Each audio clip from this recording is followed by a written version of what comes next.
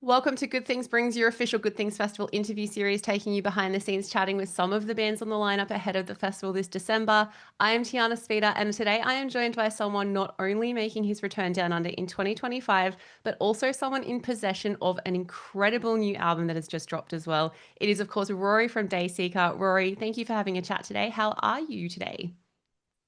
I'm great. Yeah. Just at home, just adapting to being a dad after being on tour for like 3 months. So I'm very myself and my voice are super relieved to be home and just chill for a Yeah. second. How you Yeah. doing? I'm very well. I can't say that my life is as stacked as coming off tour and adapting to being a parent. That does sound like a very big dichotomy, but a beautiful dichotomy as well. And what we're so excited about is that obviously you have been a very busy man already this year. You're going to continue to do so, but I'm glad you got some family time in the meantime. But like the end of 2025 is stacked for Dayseeker. All of 2025 has been stacked. 2026 already seems like it's lining up to be another year like that. Like you've already had a bunch of shows this year, obviously, as you just touched on. Also, we just had the release of Creature in the Black Night, album number 7 for Dayseeker, and following on from the release of Replica last year, so we didn't have to wait too long. For this one, notably, you obviously had Dan Bronstein and Zach Savini on board for this one. Dan, of course, is no stranger to Dayseeker, but the end result of this album was just something extremely special, like spooky, ominous, cinematic, downright sexy, in kind of like a macabre way at times. But can you talk me through the origin story of this album? Yeah. We started making it September of last year, actually. And then we did a few co-writes with a couple of friends. We started with our friend Tyler Smith, and he records Falling in Reverse, I Prevail, and it was cool because he helped me kind of reapproach how I did songwriting for this whole record. And he basically, we went to do what ended up becoming Pale Moonlight, and he opened the session in his computer and he says, we have to name the session something before we even put down a single piece of music. And I'd love to think about what we want to write it about before you actually even get into the musical part of it. And he had a demo idea for a song about a concept of a deal with the devil, and his was more rooted in a deal with the devil for him was signing to a major label with his old band. And I liked the metaphor of it, but I heard it in a different way. And so we ended up writing the verses, and then I brought it to Dan. We wrote the chorus, and then it ended up becoming Pale Moonlight. But it was funny because it ended up kind of influencing like it feels like on our last records, me and Dan would in our band would kind of just start messing around with like sounds and instruments, and we might have like a whole song instrumentally put together before I have anything figured out vocally, and then I would kind of try and find it after the music was done. And this record, it felt like it was our first approach at I would, like Cemetery Blues was something I just wrote all the piano and verses and the vocals in my living room on my keyboard. And then I brought it to Dan and I was like, yeah, it's called Cemetery Blues. This is the idea I have. And it felt like every song kind of started with lyricism and vocals kind of being the focal point, and then we built the rest of it around it. And um, I don't know why it wasn't really intentional, but this whole spooky horror leaning kind of theme to the record just kind of took shape when we finished the first half, and then we went back earlier this year in February to finish the record, and it just became really clear that we had to kind of lean into the record being one cohesive piece where it's all kind of leaning into it, because we actually had a song on the record that we scrapped because it was just like this, I don't know, this pop rock kind of synth wave thing, and it felt more like it should have been on Dark Sun, and it was a cool song, but it just didn't fit with any of the other music on the record. And I Mm. think I'm glad we did that because it feels like when you listen to this album from front to back, it's one cohesive piece that's meant to go from one song to another, and it doesn't feel like there's a weird song on the record that shouldn't be there. It feels like it's all tied to each other musically. Yeah, well, it's an album. Like I know that seems like a really simplistic way to put it, but it is something that needs to be listened to start to finish. Like you can definitely pick and jump in, and obviously the singles have given people a lead up, but it is that immersive thing. It's so evocative, and I do agree. Like And I love that it was a really organic process by the sound of that too. Like sometimes the unintended things lead to that beautiful magic. So that's a really awesome Yeah. backstory. I love that. Thank Um, you. and obviously, like opening this stunning new chapter, you guys have been able to bust out some new tunes in a live setting already. But firstly, without giving everything away, approximately how much of this new music can us Aussies expect to witness live in action this December at Good Things and also at your entirely sold out headline side shows?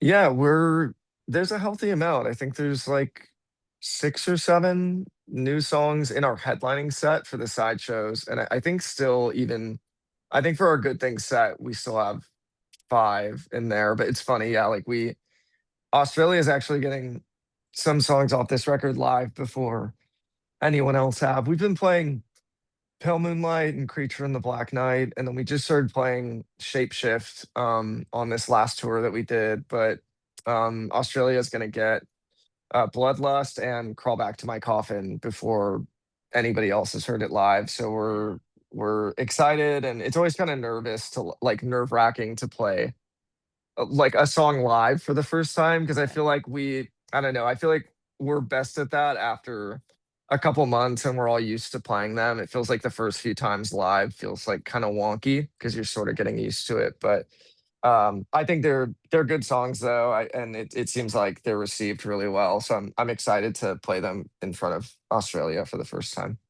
Well, we're excited, and you also very economically answered my next question if there were going to be any new tracks that hadn't been played yet. So thank you twice. It's Yeah, you're awesome news welcome. all around. Yeah. I kept having a little while back, like probably a month or so ago, vision from your set at Loud on Life kept popping up in my social media feed. Like that crowd was massive. Things looked feral in the most beautiful way. And a comment I read on Insta predicted that you guys will be headlining that very festival next year. And I guess on that festival front, given that your Aussie trip for Good Things will indeed include a festival alongside the headline shows, what do you love most about getting up in front of a festival crowd?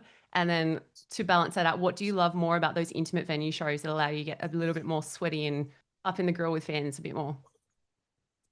Yeah, I grew up going to like Warp Tour and just a lot of different music festivals as a kid. So getting to play them, whether you're headlining or just kind of in the middle of the day, it's just a very cool experience because and we played some festivals where like you're playing to a few hundred people and it's kind of a reality check. That was a long time ago, but like it's cool to feel like recently when we do a headlining or I'm sorry, when we do a festival set, it feels like a good chunk of people come out to watch our show and enjoy the live show. And I feel like it feels cool because it's much different than headlining in a club because festival you will have people there to see you who like your band and that's cool, but it does feel like there's a lot of people there though to see you who might not have heard of you, like they just happen to be near your stage while you're playing and they like what they hear, so they walk over, or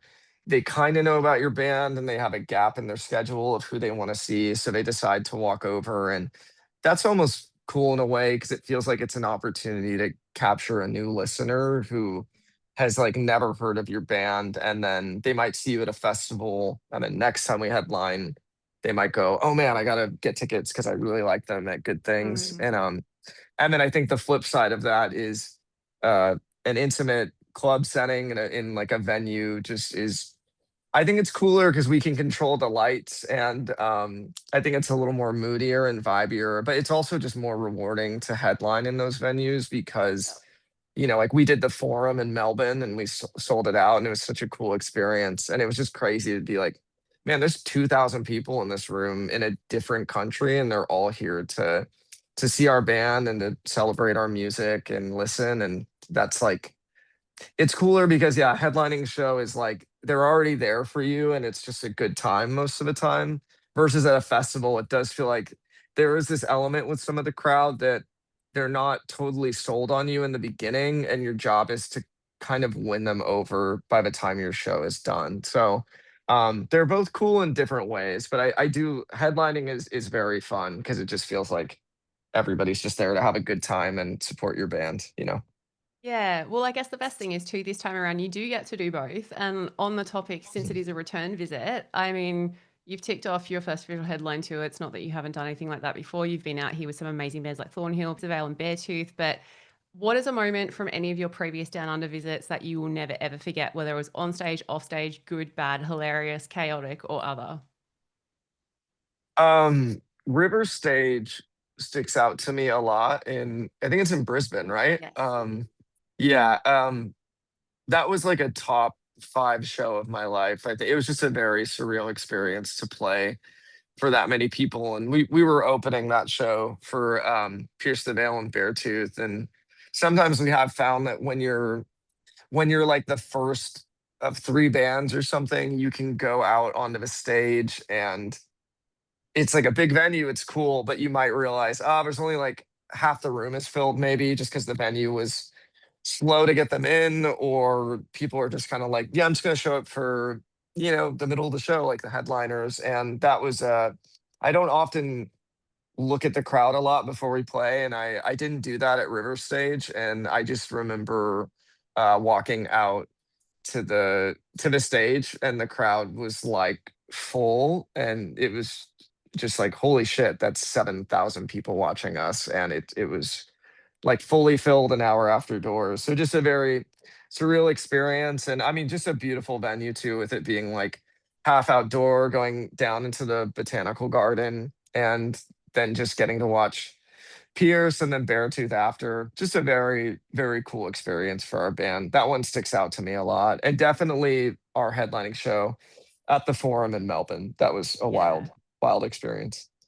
Two incredible memories, and hopefully we get to make a bunch more for you in a couple of weeks. So, since you are going to be very busy in the lead up to that, to start to close us out today, the Good Things lineup spans everyone from Tool through to Weezer, All Time Low, Knocked Loose, Make Them Suffer, Lorna Shaw, Newfound Glory, and many, many more, of course, yourselves included. But rather than simply ask who you're most excited to catch live at the festival or hang out with, if you could swap and play in any of the other bands just for one day, one set at the festival, step up and into any band, any instrument you want, anything goes, who would you pick and why? Maybe, maybe make them suffer just because I love them so much. I don't know. I don't know if I could play their guitar parts. I guess Mhm. I'd probably have to take over for Sean, although I don't think I can do a lot of the screaming stuff that Sean does. But um, yeah, I love that band. We toured with them a few years ago. They're really, really sweet people. Just really easy to get along with. Put on a great live show. And yeah, I think it'd be, well, they're huge in Australia too. So that would Yeah. probably be a lot of fun for me. Yeah. Perfect answer. Well, Rory, of course, Dayseeker's brand new album, Creature in the Black Night, is out right now. Aussie fans can go and give it plenty of spins ahead of Dayseeker getting back here next month. And we will see you in a couple of weeks on Australian stages for Good Things Festival. Thanks for your time. Thank you. Appreciate you.